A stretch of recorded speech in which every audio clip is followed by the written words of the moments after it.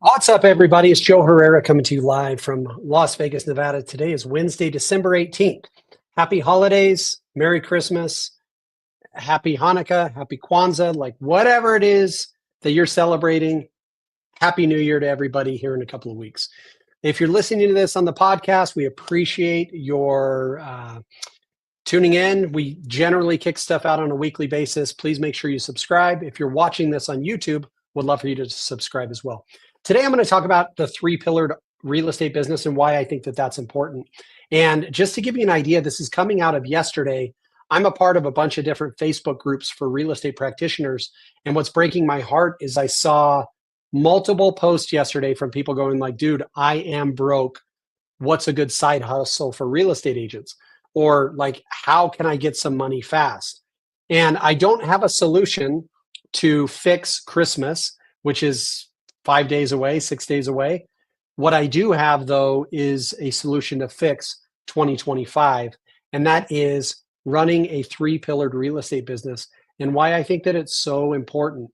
Now, full disclosure, 4 years ago, we ran a one-pillared business, and that pillar, let me just talk about, is the very first pillar that you should have in your business was our only pillar we had 3 years ago, and that is real estate production. So Taylor and I ran our real estate team, the Joe Taylor Group here in Las Vegas for the last, we're going on 20 years next year. Next year will be 20 years. I'm so freaking old. But the fact is, our business production was like the production of our real estate team was our only business for the first 17 years of our team. So it was either Taylor and I were in production, or as we got out of production, it was the obsessing over our team. So I'm not here to tell you that team production or personal production doesn't matter, because it does. And that should be the first pillar of your real estate business, is just yourself and or your team in production.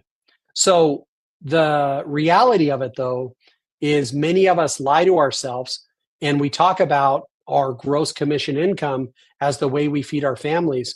But the reality is, gross commission does not feed anybody. Net commission does.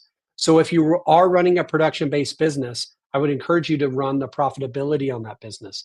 And that is, your net commission income is gross commission minus splits if you're running a team, minus the cost of doing business, gives you your net commission income. Now, I'll tell you, in 2024, Taylor and I, still running the Joe Taylor Group, which is one of the three pillars of our business, broke even. So the foundation of our business for the last 20 years has been our real estate team, and our real estate team broke even in 2024. So then how can I tell you with integrity that 2024 was one of the best financial years for both Taylor and I? It's because the other two pillars of our business were thriving. And so here's the theory I'm working off of. You can survive financially if one of the three pillars of your business is working. So if your team or yourself is in production, you can survive. In order to thrive, you need two to work really, really well, or one of them to absolutely crush it. And I'll just tell you, one of the ways that Taylor and I thrived in 2024 was our agent attraction and or AKA our revenue share. We run a network. We've chosen Real Broker as our vessel. There's EXP, there's LPT, there's Epic, there's Realty of America. There's like so many different options, Fathom. There's so many different options. But in my opinion, you need to be at a revenue share based company, because profit share based companies don't make any sense. So if you look at companies that reward you for bringing your friends to the company, the only way that they can reward you is either A, by sharing with you profits, or B, sharing with you revenue. The reason why profit share doesn't work is because whoever owns your brokerage, your location, can determine the profitability of that business. So a lot of you guys have been in profit share at different companies before, and at the end of the year, you're like, dude, I don't know, I've got 20 agents that I brought to this company, and I got $100 in profit share. Where the win is in being in an attraction-based system that pays you based on revenue, not profit. So Taylor and I, at at our Real, with our relationship with Real, for us, it's all about revenue share because the company shares income with us based on revenue and not profit. So it's not like we have to wait to find out how profitable our company was to get paid. We get paid cash on the 15th of every month for the revenue generated by every single agent we brought into the ecosystem. Now, it's a big part of our business, but for you, it doesn't have to be. But I would argue it has to be a part of your business. So if you're sitting at an independent brokerage and you've brought 5 of your friends over, just keep in mind at a company like Real, on an annual basis, those 5 friends could be worth up to $20,000 a year in recurring annual revenue to you. So if you are the type of person that collaborates and builds with other people, and your current brokerage does not have a model to reward you for that, I would encourage you, not knowing who you are, listening to this podcast, watching this YouTube video, whatever, I would just encourage you to take a look at your business and go, does the brokerage I'm affiliated with have the ability to compensate me for helping them grow? If the answer is no, then I would encourage you to move to a company that does. My argument is Real is the best of the bunch, but you can make that determination for yourself. So number 1, you need to have production income. Number 2, you need to have revenue share income. Now, number 3 in our third pillar, which did pretty well for us in 2024, is our real estate investment company. So we purchase and flip homes. We do a lot of wholesale deals. We are just very active real estate investors. And the reality is every single real estate agent I know comes across about 3 real estate investable deals a year, but they typically don't know what they're looking for, or they don't know how to do the investment. So Taylor and I, over the last 3.5 years, have tried to maintain our production. We've really focused on our revenue share-based business, and we've built a real estate investment company that this year will do 100 transactions. So going back to where I started, why are we thriving in 2024? And why are we going to continue to build wealth in 2025? It's because A, our real estate investment company will grow in 2025. It did well in 2024, but 2025 is going to be huge for us.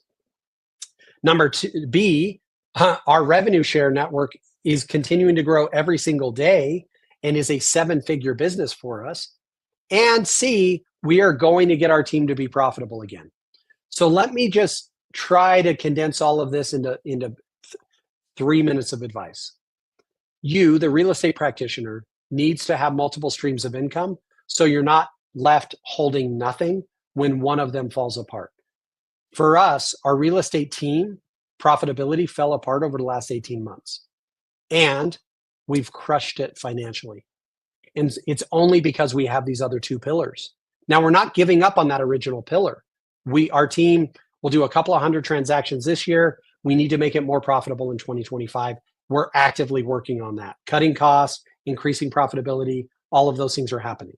Because for us, it's not good enough for 2 of the 3 to be firing. But if you only have 1 and that 1 stops working for you, you know what's happening to your business. So if you are running an investment company as a real estate practitioner who does not have a revenue share business and your production is down, then you're one of those people posting on Facebook groups like, hey, how can I make some extra money? I'm really struggling in 2024. Get your production up. Start being rewarded for helping a company grow, i.e. revenue share, and build your investment business. Now, if you have questions about any of these, use me as a soundboard. I'm not going to spam you about anything. But if you're curious and go like, hey man, how can I get my investment team or company off the ground? How can I get my real estate team to be more profitable? How can I start building revenue share? At Joe Herrera on Instagram. I'm your guy. Shoot me a DM. Happy to help you. Happy to converse any way that I can. Or even better, the person that sent you this YouTube video, the person that sent you this podcast to listen to, hit them back up, because chances are there's somebody I know and we can help you together. Because the reality is, it is incredibly sad to see people who've been in this industry for 10, 15, 20 years just going like, dude, I'm completely broke right now. And so there are options. You can create income for yourself through production. you can create income for yourself through agent attraction. You can create income for yourself through investing. And to keep all three plates spinning is a lot of work, but therein lies wealth. Guys, Happy New Year, Happy Kwanzaa, Happy Hanukkah, Merry Christmas, Happy Holidays. I hope you found value in this. If you did, do me a favor. Subscribe to the podcast, subscribe to the YouTube channel, and send this to somebody you know needs it. Because as my guy Vincent just said, I think every real estate agent needs to know you've got to have these three options to feed your family, or else you could in 2025 be driving Uber or something else. And it's sad because you're in an industry that is built for entrepreneurialism. You just need to know how to spin the plates. Have a great day, guys.